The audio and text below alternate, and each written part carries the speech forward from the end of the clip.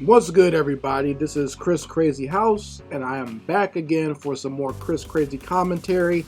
This video is going to be a part 2 where I talk about AI art, and I'm going to get a little bit more into some of the harmful things that can happen where in regards to AI art and how it can affect actual artists out there. Before I do that, let me go ahead and do my plug for my own products. If you want some authentic artwork created by a real artist with my own 2 hands, you can go to my Chris Crazyhouse store, NV store, and it has lots of great coloring books, comic books, posters, and stickers available for you now. Like I said, this is all authentic handmade artwork. I think that is something that in this new age of AI that needs to be brought up and brought forward by real artists out there, where we let you know that we made all this stuff handmade. Okay, just like when it comes to crafters who, you know, between the ones that actually use a sewing machine and those who hand stitch stuff, this needs to be brought out more now that AI is a real thing, that there are artists out here who use their real hands to create real artwork for you out there. So letting you know that I have some artwork. It is the holiday season, so if you want some real artwork for you or your family, just go to my online store, and I also have some of my products available on Amazon. The links for both stores will be in the description box as well as the comment section. So let's talk about some more interesting topics that have come up with AI art. The first thing I want to talk about is people. I guess there are people out there who do AI artwork as like that's their thing, and they're calling themselves artists. Does it truly count as an artist if all you're doing is typing something in and the algorithm is pushing out something?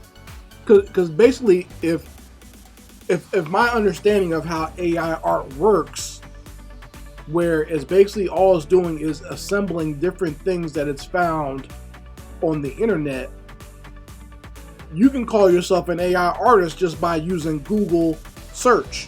If you're using a search engine, then that makes you an artist as well. You see what I'm saying? Like, so I do think you gotta be careful out here when you have these people. Just anyone can call themselves an artist, and that's partially artists' fault in that we allow so much into so many different types of people to put themselves under the dome of being an artist.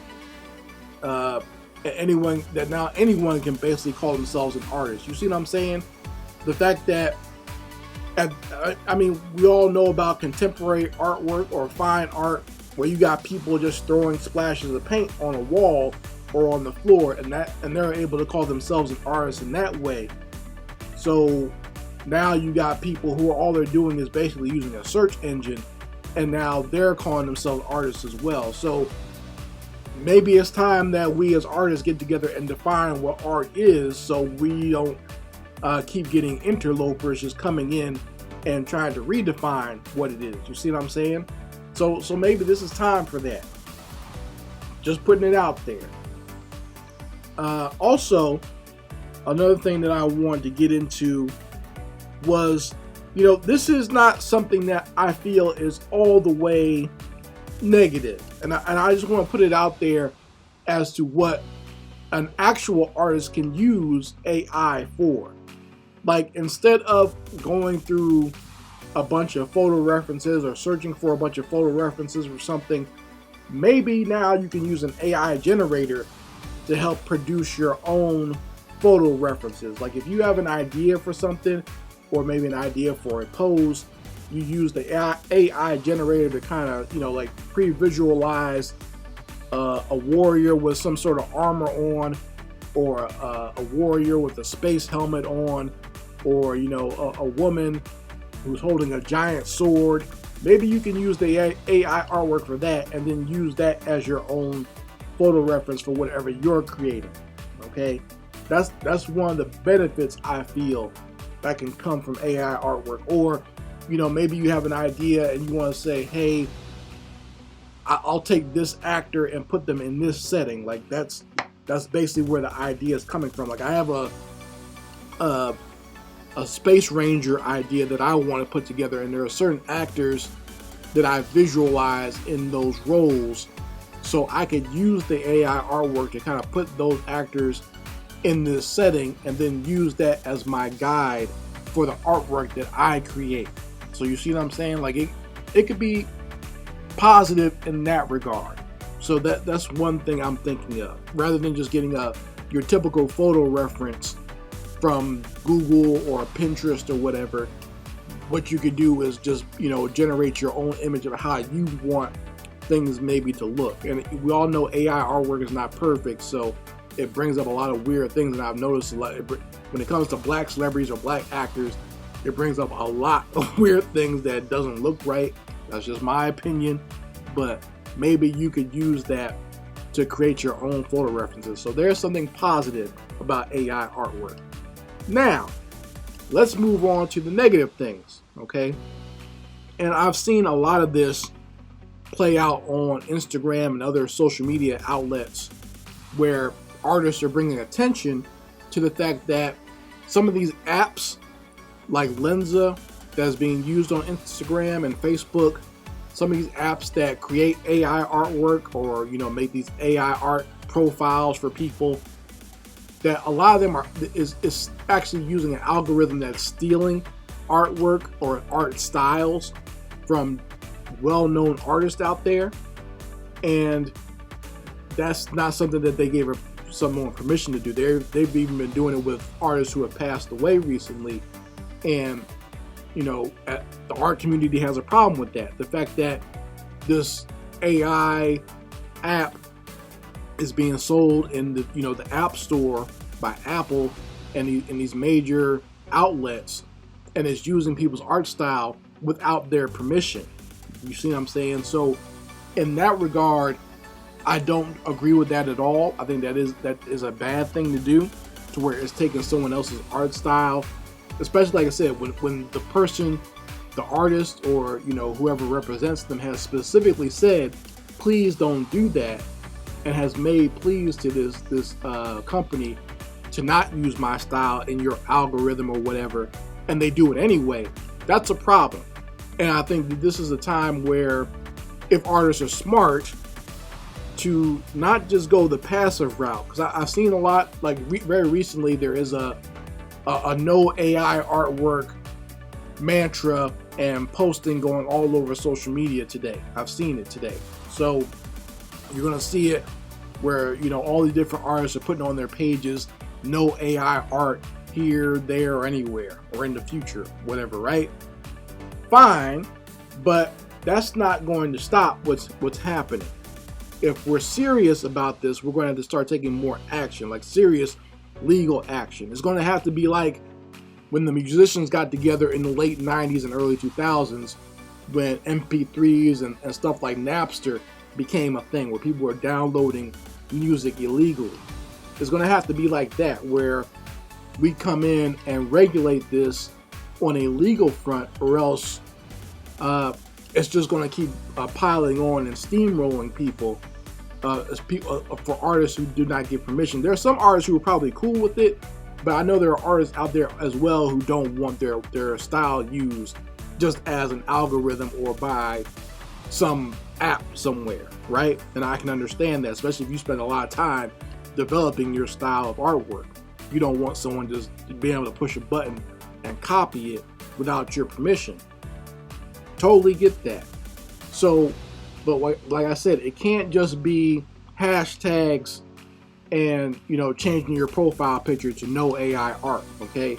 It's going to have to be real legal action. It's going to have to be something that is a big pushback, or else this, like I said, this thing is just going to keep going, and there's not going to be much real stoppage of it, okay? Because I haven't seen any of these networks that produce AI artwork stop recently. They've actually gained more traction, Now all you're doing when you do these hashtags, you're really promoting the AI and the apps that produce AI artwork. That's all you're really doing at this point. You're not stopping it. Maybe you're just getting other artists to join you, but for the most part, all it is promotion for these AI apps. So we're going to have to be more progressive and a little bit more proactive if artists truly want to stop this. And I'm all for that, but I independent artists like me by myself can't do it by ourselves. We're going to need some mainstream, big time artists, whether they be in the conceptual development in Hollywood, the comic book industry, or whatever, to speak out and take some real legal action. Otherwise, it's going to be all for nothing. Okay, it can't just be little artists like myself on certain platforms, because I don't have the full legal means to take on some of these bigger app companies or these bigger technological companies. You see what I'm saying? So it's going to have to be something bigger on a bigger scale to put a damper on things like that. So once again, in that regard, I can understand artists being frustrated by that. If someone can just easily take your style, even someone brought this up on my last video, and I understand that if someone just came up and wanted to take my naturally cute style or Chris Crazyhouse style and make things out of it just by pressing a button, I can understand that being a problem. I don't think the technology is fully there yet where it's been a perfect duplicate, but like I said, it can be a problem later on in the future as AI improves. But we have to be, I do think that we do need to take more of a logical approach. Don't be too emotional about it and think about these things.